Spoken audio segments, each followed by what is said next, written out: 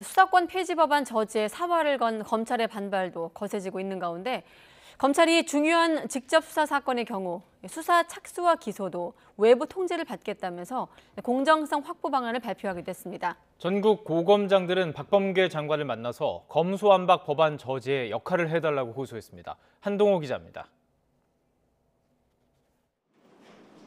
검찰이 국회에 건의한 수사 공정성 확보 방안 가운데 눈에 띄는 건 검찰 수사심의위원회 강화입니다. 심의 대상을 기소 여부에서 수사 착수 여부까지 확대하고 일정 수 이상의 위원이 찬성하면 반드시 따르도록 하겠다는 겁니다. 위원회를 정례화해 일반 시민이 기소 여부까지 관여하는 미국식 기소대배심처럼 운영될 수 있도록 법으로 만드는 방안도 추진하자고 제안했습니다.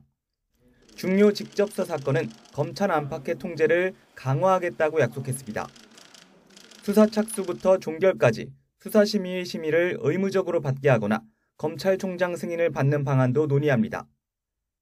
전국 평검사 대표회의와 전국 검찰 수사관 회의도 제도화해 검찰 내부에서 민주적으로 통제하는 방안도 검토됩니다. 검사 범죄에 한정된 특임검사 지명을 정치적 중립성이 의심되는 사건까지 확대하는 방법도 포함됐습니다. 언론기사나 풍문에 기초한 제3자 고발 사건은 검찰의 직접 수사 개시를 원칙적으로 금지해 과도한 수사를 막는 방안도 논의됩니다. 검찰은 검찰 수사기능 폐지 법안이 국민에게 회복할 수 없는 피해를 불러온다며 형사사법제도 개혁 특별위원회를 구성해 근본적인 해결책을 논의하자고 제안했습니다. 특위에서 수사 공정성과 인권 보호를 위한 특별법 제정도 논의해 법무부령에 불과한 인권보호 수사규칙을 더 잘 지키도록 하는 방안도 내놓았습니다. 사법제도 개혁 특별위원회 같은 특별기구를 두어서 그럼 그 대신에 검찰의 직접 수사권을 전부 없앤다면 검찰의 수사지휘권은 어떻게 되는지 또 헌법에 위반되는 부분은 어떻게 설명할 것인지. 대검찰청은 일선 의견을 수렴해 즉시 시행 가능한 방안은 다음 달 안에 시행하고 논의가 필요한 건 위원회 등에서 검토하겠다고 설명했습니다.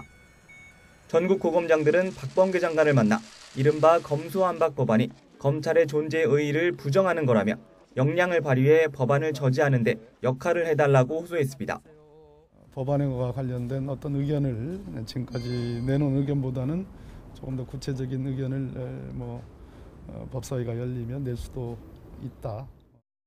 박 장관은 법무부와 검찰이 자신과 상의 없이 조직적인 의사표시를 한 것을 두고 깊은 상실감을 느꼈다고 토로하면서도 최근 평검사, 부장검사회의에선 수사 공정성 확보 방안 같은 의미 있는 논의가 이루어졌다고 평가했습니다.